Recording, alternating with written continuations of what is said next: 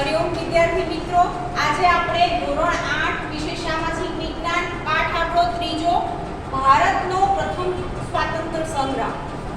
આજથી આપણે ગણીએ તો ઘણા વર્ષો પહેલાની વાત છે, બરાબર?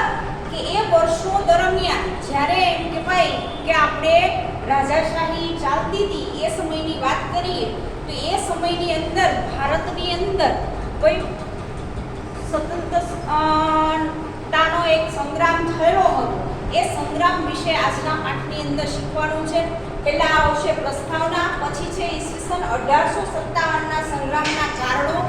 કોઈ પણ વસ્તુ બની હોય તો એના પાછળના કારણો હોય, બરાબર? એ ઘટના હોય કે વસ્તુ હોય કે બીજી તમે XYZ ગમે એ વસ્તુ જુઓ, એ વસ્તુ બનવા પાછળ કંઈક ને કંઈક કારણ હોય છે. કારણ વગર કોઈ પણ વસ્તુ થતી નથી, બરાબર? તો એની પાછળના આપણે કારણો જોઈએ. કોઈ 1857નો જે સંગ્રામ થયેલો હતો એ સંગ્રામ પાછળ કયા કારણો જવાબદાર છે? તો એમાં છે રાજકીય કારણ, વહીવટી કારણ, આર્થિક કારણ, સામાજિક અને ધાર્મિક કારણ અને લશ્કરીય કારણ, બરાબર? આ બધા જ કારણો છે એ ભાઈ જવાબદાર હતા. પહેલો પોઈન્ટ કે એ સમયની અંદર જે એમ કહેવાય કે સમાજ હતો એ કેવો હતો? સંકુચિત મગજવાળો, બરાબર? બીજી વસ્તુ ભાઈ રાજાશાહી હતી. દરેક વિસ્તારની અંદર અલગ અલગ રાજા હતા. આખા ભારતની અંદર ઉત્તરથી લઈને દક્ષિણ સુધી, પૂર્વથી લઈને પશ્ચિમ સુધી, બરાબર? તમે 4 દિશા યાદ રાખશો એટલે આખું ભારત તમને યાદ રહી જશે. આખા ભારતની અંદર એમ કહેવાય કે અસંખ્ય નાના મોટા રાજા રજવાડાઓ હતા, બરાબર? એની અંદર આપણે ઇતિહાસની અંદર એ વસ્તુ ખબર પડી ગઈ કે આ જે રાજા રજવાડાઓ હતા, રાજાઓ શું કરતા હતા? એકબીજા સાથે યુદ્ધ કરી અને પોતાનો વિસ્તાર વધારતા. હે, આ વસ્તુ આપણે ક્લિયર થઈ ગઈ? ભાઈ આ જ વસ્તુ થતી, યુદ્ધ કરે અને પોતાનો વિસ્તાર, પોતાની સંપત્તિ એ બધું વધારવાનો પ્રયત્ન કરતા, બરાબર? એવા અસંખ્ય, એની અંદર આપણે ઇતિહાસની અંદર ડોક્યુ કરીએ તો અસંખ્ય નામ આપણે મળશે. તો એ સમયની અંદર એમ કહેવાય કે ભારતની અંદર અસંખ્ય બીજા વિદેશી પ્રજા પણ આવેલી છે, બરાબર?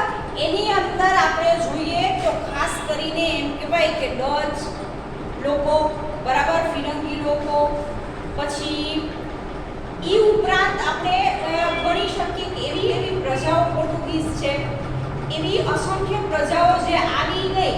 અને હવે ખાસ એ શેના માટે આવી?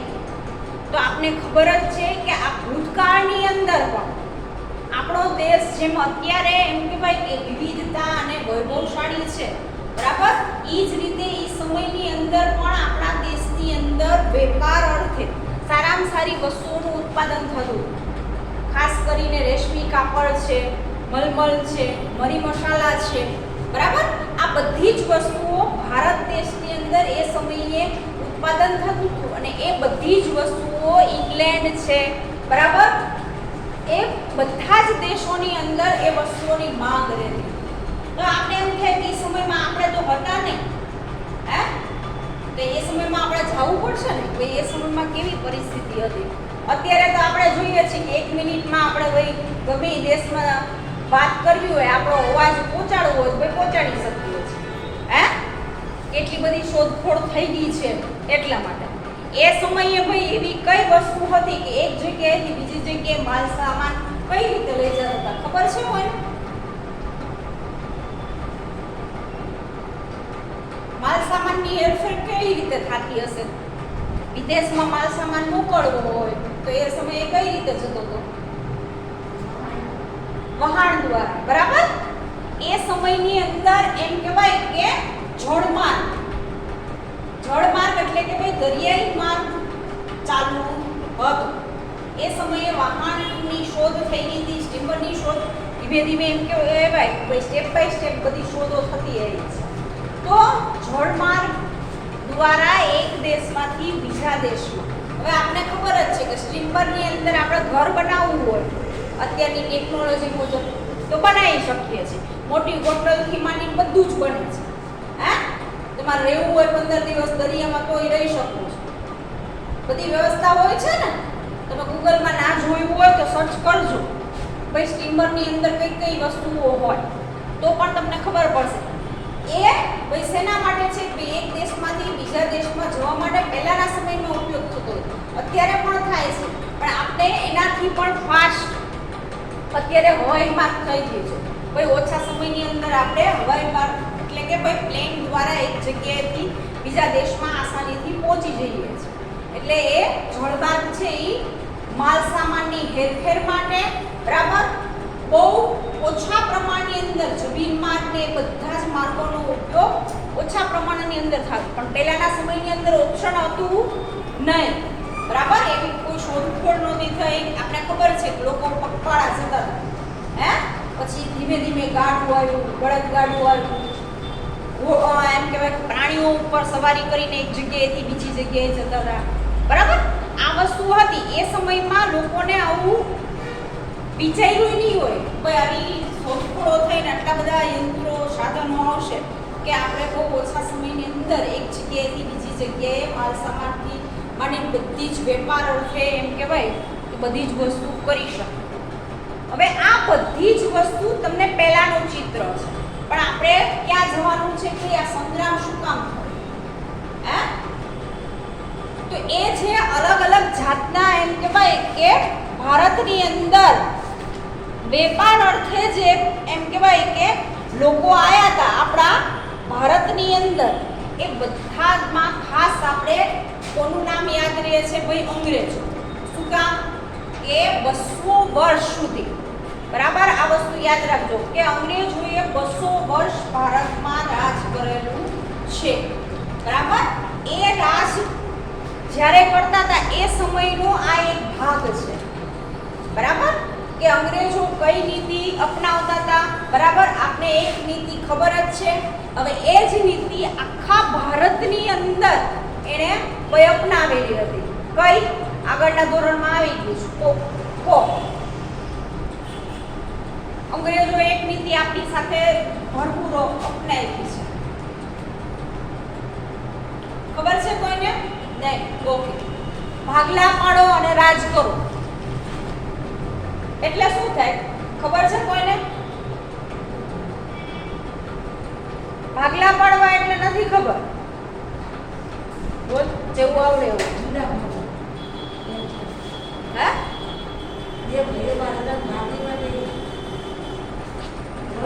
ઈ તે એક્ઝામ્પલ આપ્યું બરાબર. એક દાખલો કહેવાય કે આપણે આપણા પરિવારનો દાખલો લઈ. પરિવારની અંદર જો એકતા હોય તો કોઈની તાકાત છે કે આપણે હરાવી શકે હે. ઈ જ રીતે અહીંયા આપણે દેશની વાત કરીએ છીએ કે આખા દેશની અંદર જો કોઈ પણ ભેદભાવ વગર આપણે એક સાથે મળીને કોઈ પણ કાર્ય કરીશું તો ભાઈ એની અંદર કોઈની તાકાત નથી કે બીજા દેશના લોકો આપણી પાસે આવીને આપણા ઉપર હુમલો કરી શકે. હે આપણા પાસે મોટી આ વસ્તુ છે. ભારત દેશની કોઈ મોટામાં મોટી ખાસ વસ્તુ હોય ને વર્તમાનની વાત કરું છું કે વર્તમાનમાં સૌથી મોટી આપણી તાકાત હોય ને તો આ છે. શું કામ કે આપણો ભારત દેશ વિવિધતાવાળો દેશ છે.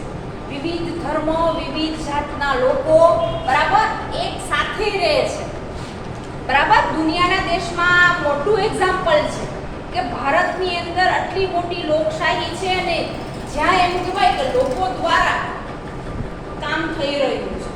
લોકો દ્વારા દેશનો વિકાસ થઈ રહ્યો છે બરાબર. આપણે એક મોટું ઉદાહરણ છે.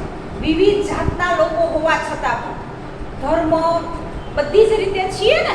બધા ધર્મ બધી જ જાતિને આપણે એક સમાન ગણવામાં આવી છે ભારત દેશની અંદર. એ મોટું આપણું એમ કહેવાય ભાઈ એકતાનું ભાઈ અત્યારે આ વસ્તુ કરી શક્યા છે. કોને આધારે ભાઈ આ ઇતિહાસની અંદર એવી એવી વસ્તુઓ બની ગઈ હતી ને એ સમયે જે એમ કહેવાય કે ભારતના અગ્રણીય નેતાઓ હતા એવા વ્યક્તિઓ હતા કે જેના કારણે આ અત્યારે વર્તમાનમાં આપણે સ્વતંત્રતા અનુભવ કરી શકીએ છીએ. સ્વતંત્ર રીતે વિચારી શકીએ છીએ, બોલી શકીએ છીએ, આપણે આપણા વિચારો મુજબ રહી શકીએ છીએ. એનું આ બધા લોકોનું એની પાછળ યોગદાન છે, બરાબર. એ સમયની પરિસ્થિતિમાં આપણે હોત તો ભાઈ આપણે ના કરી શકત એ વસ્તુ. તો હવે આ વસ્તુ તમે જો પાઠની શરૂઆતથી જ આપણે જોઈએ કે ઝાંસીની રાણી લક્ષ્મીબાઈ, મંગલ પાંડે, તાત્યા ટોપે, નાના સાહેબ વગેરે પરિચિત છીએ. નાનપણથી આપણા આદર્શ રહ્યા છે, કારણ કે આ મહાનુભાવો સ્વતંત્ર સંગ્રામ તરીકે ઓળખાતા. ઈસવીસન 1857ના સંગ્રામમાં અંગ્રેજ વિરોધી મોટો પડકાર ઊભો કર્યો. 1857નો જે સંગ્રામ છે એ શું હતો? અંગ્રેજોની વિરુદ્ધમાં આપણે મોટો એમ કહેવાય કે પડકાર કર્યો હતો, બરાબર. એ સમયે મેં તમને કીધું ભાઈ અત્યારે જોઈએ છે કે 1 મિનિટમાં એક જગ્યાએથી બીજી જગ્યાએ આપણે સંદેશો પહોંચાડી શકીએ છીએ, મેસેજ પાસ ઓન કરી શકીએ છીએ. પણ એ સમયની અંદર આવી કોઈ જ વ્યવસ્થા નહોતી, આવી કોઈ ટેકનોલોજી હતી નહીં. છતાં પણ એમ કહેવાય કે આ સંગ્રામ સક્સેસફુલ થયો હતો. પણ અમુક વસ્તુઓનું એમ કહેવાય કે પ્લાનિંગ નહોતું, બરાબર. એક જગ્યાએથી એક વ્યક્તિનું નેતૃત્વ નહોતું. ઘણા બધા એવા આ કારણો છે કે જેના કારણે આ નિષ્ફળ ગયો ને અંગ્રેજો ફાવી ગયા. કઈ નીતિ? એક જ નીતિના કારણે કે ભાગલા પાડો અને રાજ કરોની જે નીતિ હતી ને એ નીતિના કારણે જ એમ કહેવાય કે અંગ્રેજો ફાવી ગયા.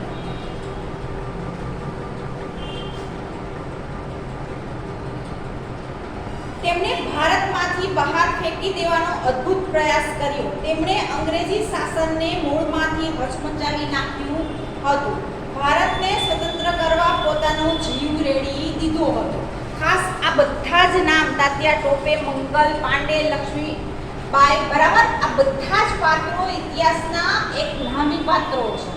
આ તમે જ્યાં સુધી એમ કહેવાય કે ભણશો ત્યાં સુધી જ યાદ નથી રાખવાનું, લોંગ ટાઈમ માટે યાદ રાખવાના છે. આ બધા જ વ્યક્તિ ગમે ત્યારે તમને આ બધું વસ્તુ પૂછી જ શકશો.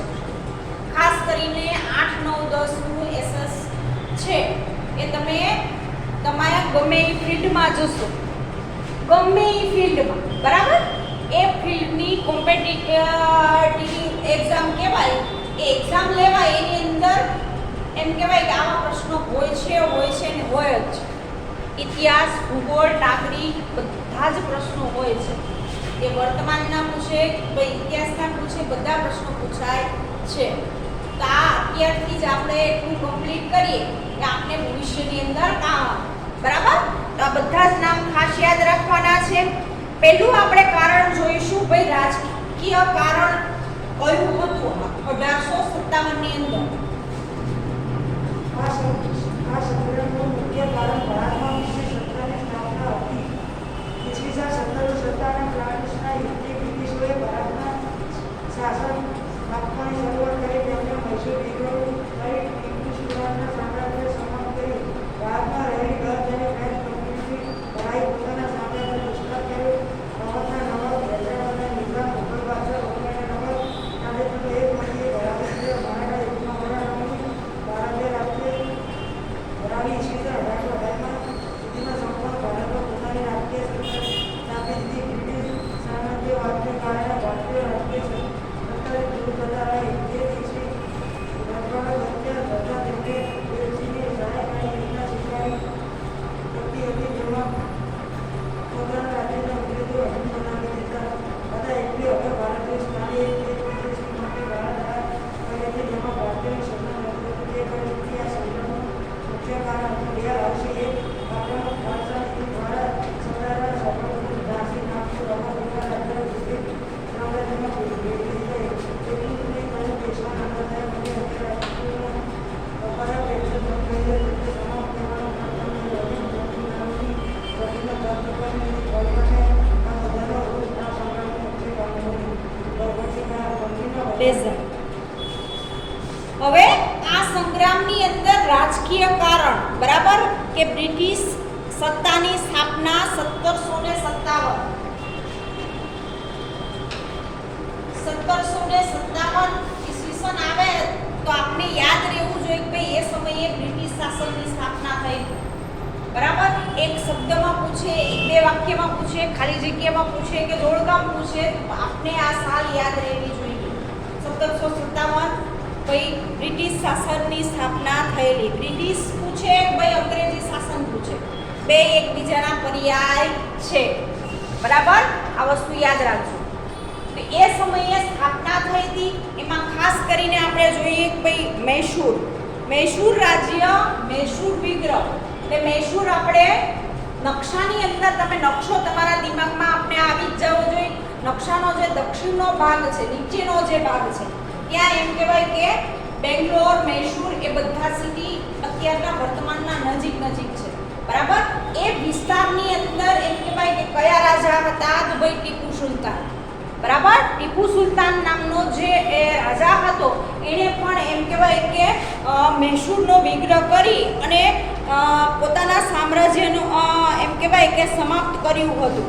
ભારતમાં રહેલા એમ કહેવાય કે ડચ અને ફ્રેન્ચ કંપનીઓએ, મેં તમને કીધું ને કે ખાલી અંગ્રેજો હતા નહીં, ડચ પણ હતા, ફ્રેન્ચ પણ હતા, પોર્ટુગીઝ પણ હતા.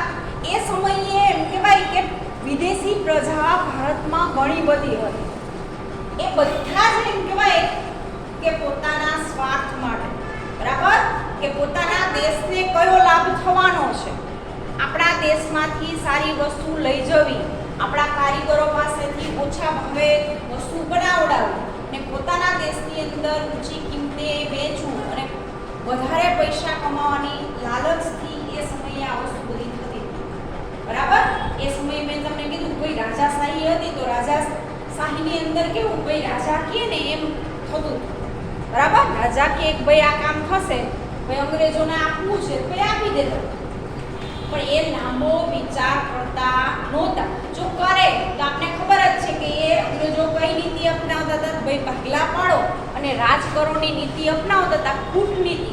કે આપણા જ રાજા રજવાડા હતા એની અંદર એકબીજા રાજાને ઝઘડો કરાવતા હતા, જેના કારણે અંદરો અંદર એમ કે ભાઈ કે એ સમયે ભારતની પ્રજા અંદરો અંદર, તમને અહીંયા ઘણા બધા એક્ઝામ્પલ આપેલા છે.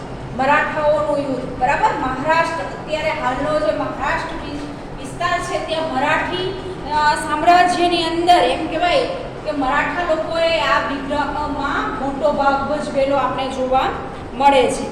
બરાબર. પછી બંગાળની અંદર તાંજોર, બરાબર, એ જોઈએ. મરાઠા યુદ્ધ જોઈએ. ભારત રાજકીય સત્તાથી દૂર જ એમ કહેવાય કે આ બધી જ વસ્તુઓ હતી, જેના કારણે આ રાજકીય પરિસ્થિતિ, બરાબર, આખા ભારતની અંદર કંઈક ને કંઈક આવું હતું, જેના કારણે આ વસ્તુ સંગ્રામ થવાનો થયો એવું આપણે કહી શકીએ છીએ. બીજો પોઈન્ટ છે વહીવટી કારણ. તો ભાઈ વહીવટી કારણ એટલે કે કોઈ પણ વસ્તુ છે, જો સમયસર બધાને સમયસર વસ્તુ નહીં મળે, એની અંદર ઘણા બધા પ્રશ્નો ઊભા જ થવાના છે વહીવટી કારણની અંદર. બરાબર. તો ભારતીયોને કોઈ સ્થાન નહોતું. અંગ્રેજોએ કઈ નીતિ અપનાવી હતી? વહીવટની અંદર આપણા ભારતના એક પણ વ્યક્તિને સ્થાન આપ્યું નહોતું. બરાબર. એમ કરી અને એ ઉપરાંત આપણે જોઈએ કે ઉચ્ચ અધિકારીની નિમણૂક હોય, નોકરીમાં સારું પદ હોય, તો એવા પદો ઉપર પણ આપણો ભારતનો એક પણ વ્યક્તિને, કદાચ એને એમ કહેવાય કે સારા વ્યક્તિને રાખ્યા હોય તો એના પગાર ધોરણ અને અંગ્રેજોના જે લોકો હતા, અંગ્રેજ હતા, એમના પગાર ધોરણ વચ્ચે પણ એમ કહેવાય કે અસંતુલા ઊભી થયેલી આપણે જોવા મળે છે. આ વસ્તુ હોય, વહીવટ બરોબર ન થતો હોય તો આપણે ખબર જ છે કે આ વસ્તુનો વિરોધ થાય છે. બરાબર. પછી છે કે પોલીસ તંત્ર નિષ્ક્રિય બન્યું હતું. મહેસૂલ ઉઘરાવો એટલે અત્યારે આપણે ઇન્કમ ટેક્સ ભરીએ છીએ, બરાબર. મકાન વેરો, પાણી વેરો, આ બધો વેરો ભરો છો ને, તો આ બધા જ પૈસા આપણે એમ થાય કે આ ટેક્સ ઉઘરાવે છે સરકાર, કરે શું આટલા બધા પૈસા? તો એ જ પૈસાનો ઉપયોગ આપણી સુવિધા માટે વપરાય છે. જે રોડ ઉપર તમે રસ્તાઓ જુઓ છો, સિટી બસ ફરે છે, રેલવે ફરે છે, બરાબર. ભલે એમાં આપણે મહેનતાણું આપવું પડે છે, પણ એને મેન્ટેન કરવા માટે એમ કહેવાય કોઈ પૈસાની જરૂર પડે જ છે. આપણે રસ્તા ઉપર વીજળીની લાઇટની દીવાબત્તીની સુવિધા છે એ બધી એમનું નથી આવતું હે એ બધું કરવું બહુ અઘરું છે. આપણે તો ખાલી એટલું કહી દઈએ કે ભાઈ ટેક્સ ભરીએ છીએ ભાઈ કરો છો શું હે ચોમાસું આવે ને રિપેર ના થાય તો આપણે સીધી કમ્પ્લેન નાખીએ છીએ ભાઈ અમારા વિસ્તારમાં આ તકલીફ છે હે. અત્યારે શું છે લોકો જાગૃત થઈ ગયા છે પણ એ સમયની અંદર આટલી બધી જાગૃતિ હતી નહીં બરાબર. એટલે ઘણા બધા એમ કહેવાય કે કર્મચારીઓના પગાર આ બધી જ વસ્તુઓ વહીવટની અંદર અસંતુલા હતી જેના કારણે 1857નો સંગ્રામ થયો એવું આપણે કહી શકીએ છીએ. બીજું છે આર્થિક કારણ. હવે આર્થિક કારણની અંદર આપણે જોઈએ કે બ્રિટિશ સરકારે ભારતમાં ભયંકર આર્થિક શોષણ કર્યું. મેં તમને પહેલા જ કીધું કે એ લોકોએ આપણા ધંધા રોજગારથી માંડી બધી જ વસ્તુ જે આપણી પાયાની વસ્તુ હતી બરાબર. હવે આપને ખબર જ છે કે પાયાનો આપણો મુખ્ય વ્યવસાય કયો હતો કોણ કહેશે? શરૂઆતનો પહેલો વ્યવસાય ખેતી બરાબર. કે આપણે શરૂઆતમાં ખેતીના વ્યવસાય અત્યારે પણ તમે બીજા વ્યવસાયની તુલનામાં આપણો મુખ્ય કોઈ જો વ્યવસાય હોય ને તો ભાઈ એ ખેતીનો છે. શું કામ કે ભારત ખેતી પ્રધાન દેશ છે બરાબર. કે ભારતની અંદર સારામાં સારી વસ્તુઓનું ઉત્પાદન આપણે કરી શકીએ છીએ એવી ઉપજાઉ જમીન છે વાતાવરણ છે. વિદેશની અંદર આપણે આ બધી જ વસ્તુઓ સપ્લાય કરી શકીએ છીએ. એનું મેઇન કારણ શું છે કે ભાઈ આપણે ખેતી સાથે જોડાયેલા છે બરાબર. આ વ્યવસાય સાથે જોડાયેલા હતા જેના કારણે એમ કહેવાય કે એ વ્યવસાય અંગ્રેજોને ખબર પડી કે ભાઈ આમાં પૈસા મળે છે. તો અત્યારે પણ આપણે જોઈએ છીએ કે અમુક વસ્તુઓ ઉપર આપણે જેમ ટેક્સ ચૂકવીએ છીએ કે એ સમયે શું ઉઘરાવવામાં આવતું હતું? મહેસૂલ બરાબર. ટેક્સને શું નામ આપ્યું હતું? મહેસૂલ. કર બીજું એનું નામ છે કર. ભાઈ કર ઉઘરાવવામાં આવતું હતું અને કર એ સમયે રાજાઓ પાસેથી એમ કહેવાય કે આપણા રાજાઓને તો આમ હટાવી દીધા હતા અંગ્રેજોએ અને અંગ્રેજોએ એ કર ઉઘરાવવાનું ચાલુ કર્યું. એને પોતાની બે કંપનીઓ સ્થાપિત કરી બરાબર. ઈસ્ટ ઇન્ડિયા કંપની અને ફ્રેન્ચ ઈસ્ટ ઇન્ડિયા કંપની એ બે કંપનીઓ સ્થાપિત હતી. એ કંપનીઓ દ્વારા કંપની એટલે કે ભાઈ એમના માણસો બરાબર. કંપનીનો અર્થ શું થાય છે કે અંગ્રેજોના માણસો બધા જ વિસ્તારની અંદર ફેલાઈ ગયા હતા એટલે આપણા મુખ્ય વ્યવસાય ઉપર એને ભાઈ શોષણ કરવાનું ચાલુ કર્યું. ખેડૂતોને ઊંચી ભાવે બિયારણ આપવું બરાબર. દેવું આપવું. હવે એ સમયે આપણી પ્રજા કેવી હતી કોણ કહેશે? હોશિયાર હતી, અભણ હતી, કેવી હતી એ સમયની પ્રજા આપણી?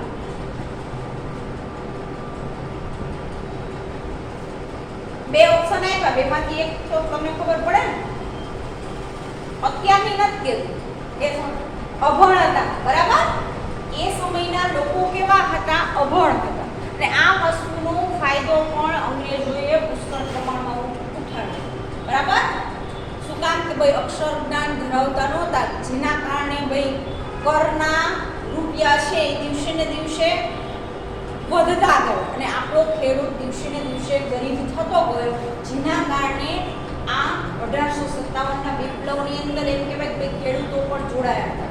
ભાઈ શું કામ કે એક સમય એવો આવી ગયો તો ભાઈ બે ટાઈમ જમવાનું પણ આપણા ભારત દેશના લોકોને નહોતું મળતું અંગ્રેજોની આની કૂટનીતિના કારણે બરાબર. જેના કારણે એમ કહેવાય કે ભાઈ આર્થિક બાબત આપણે જોઈએ વેપાર ઉદ્યોગ ધંધો છે બરાબર. કપાસ ગળી રેશમ આ બધી જ ઉત્પાદન એમ કહેવાય કે ખેડૂતોની પરિસ્થિતિ દયનીય દુષ્કાળ જેવી પરિસ્થિતિ પણ આવી. હવે આપણે હું અવળી થઈ બરાબર. અત્યાર સુધી મેં દુષ્કાળ નથી જોયું કે નથી તમે જોયું બરાબર. અત્યાર સુધીમાં આપણે છેલ્લા એમ ગણીએ કે 25 થી 30 વર્ષ સુધીમાં દુષ્કાળ નથી જોયો બરાબર. મેં પણ નથી જોયો અને તમે પણ નથી જોયો. પણ આજથી 50 વર્ષ પહેલા દુષ્કાળ જેવી પરિસ્થિતિ ખાસ બનતી હતી. દુષ્કાળ એટલે કે ઓછામાં ઓછા 2 વર્ષ સુધી એક પણ વરસાદનું ટીપું ના પડે એટલે આપણે ખબર પડી જાય કોઈ પાણીની તંગી ઊભી થાય છે. જેમ આપણે જોઈએ છીએ કે આ વર્ષે પણ વરસાદની ઘટ છે બરાબર. જો આ વર્ષે પણ ઓછો વરસાદ પડશે તો ઉનાળામાં આપણે તરત જ ખબર પડી જશે કે ભાઈ આ વિસ્તારની અંદર ક્યાં ખબર પડશે, ભાઈ ન્યૂઝ ચેનલની અંદર ભાઈ આ વિસ્તારની અંદર પાણીનું કટ ઓફ છે, પીવાનું પાણી મળતું નથી, 4 દિવસે આવે છે, 8 દિવસે આવે છે, એટલે આપણે ખબર પડી જાય કે ભાઈ પરિસ્થિતિ બગડતી જાય છે. બરાબર. ખેતીમાં પાણી ઘટે, બરાબર. ડેમ છે, નદી છે, સરોવર છે, બધી જ જગ્યાએ દુષ્કાળની પરિસ્થિતિ એવી હોય કે અનાજ, પાણી, આપણી જે જીવન જરૂરિયાતની વસ્તુઓ છે એ વસ્તુઓ પણ નહોતી મળતી. અને આવા કપરા સમયની અંદર પણ અંગ્રેજો પોતાનું કર લેવાનું ચૂકતા નહોતા. બરાબર.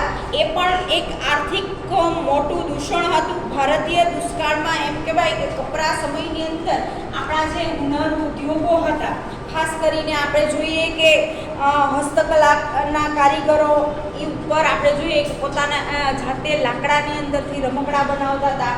બરાબર. માટી કામ કરનારા લોકો પહેલાંના સમયની અંદર આવા નાના નાના ઘણા એવા ઉદ્યોગો હતા કે આ બધા જ ઉદ્યોગો પાયમાલ થવા લાગ્યા. શું કામ? કે વિદેશની અંદર એ સમયે એમ કહેવાય મશીનરીઓ શોધાઈ ગઈ. બરાબર. કે મશીનમાં વસ્તુ ફટાફટ થાય છે.